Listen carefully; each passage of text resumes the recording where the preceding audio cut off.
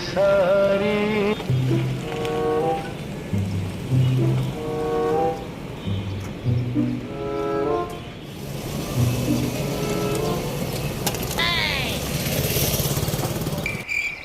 उम्र सारी।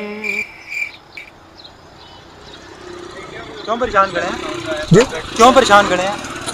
और चला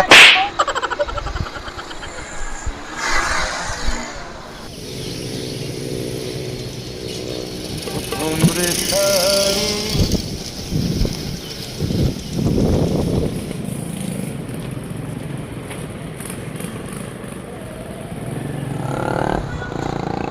उम्र सारी।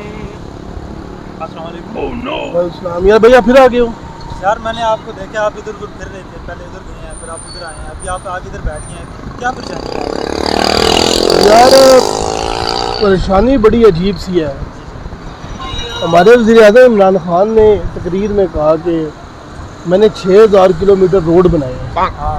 तो भाई मैं वो रोड ढूंढ रहा हूँ, मुझे वो रोड मिल नहीं रहा। ओहो भाईजान, मैं आपको बताऊं 2 साल पहले वज़ीर-ए-आज़म ने ऐलान किया था यूनिवर्सिटी का, वज़ीर-ए-आज़म हाउस में हम यूनिवर्सिटी बनाएंगे।